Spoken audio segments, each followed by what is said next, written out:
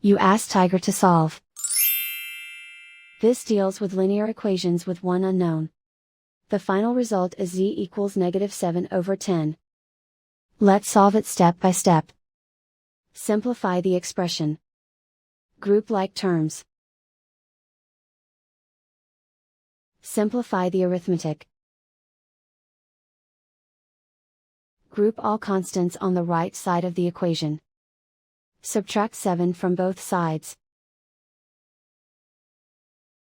Simplify the arithmetic.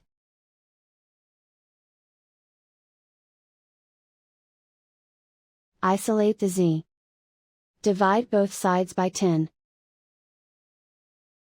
Simplify the fraction. And so the final result is z equals -7/10.